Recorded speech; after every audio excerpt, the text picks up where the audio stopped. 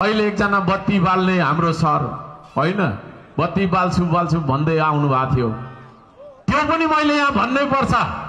म कुनै तपाईको जाति समुदायलाई गाली गर्न आएको मान्छे होइन, म व्यक्ति विशेषलाई गाली गर्छु। म है व्यक्ति विशेषलाई मैले गाली गर्नुपर्ने अवस्थामा गाली गर्नुपर्ने हुन्छ।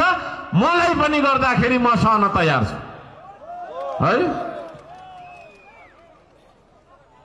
उहाँ आफ्नो पार्टी पनि होइन भन्नुभयो है, मेरो पनि होइन पनि भन्नुभयो, त्यो मेरो पार्टी होइन पनि भन्नुभयो हैन।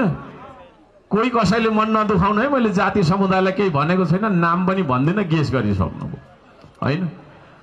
घरि मेरो पार्टी होइन पनि भन्नुहुन्छ, फेरि मेरै पार्टी हो पनि भन्नुहुन्छ, फेरि लिस्टमा उहाँको नाम पनि छैन। अनि उहाँलाई देखाएर चाहिँ श्रम संस्कृतिको बाटो छेक्नका लागि एउटा तुरुप हानिएको छ।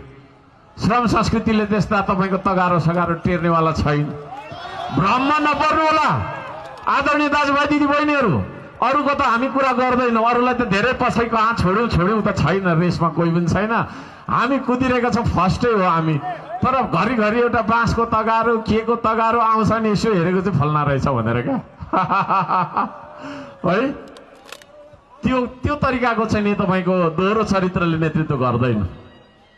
नेतृत्व प्रष्ट हुन्छ है, नेतृत्व कन्फ्युज हुँदैन। दोहोरो चरित्रको मिस्टेरियस रहस्यमय मान्छेहरू खतरनाक हुन्छन्। धेरैले मलाई भन्छन् नयाँ नयाँ किन नमिलेको, त्यो पनि अहिले सोध्न मन लागेको होला। यहाँ पत्रकारहरूलाई पनि भरेमा सोध्नु होला, अहिले पनि भनिदिन्छु।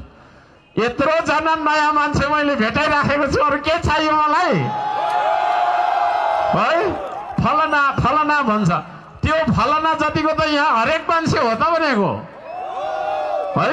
एक दुईजना मान्छेहरूको नाम लिएर खालि यस्तो त्यस्तो त्यो खालको मिडिया ट्रायल छोड्नुहोस्।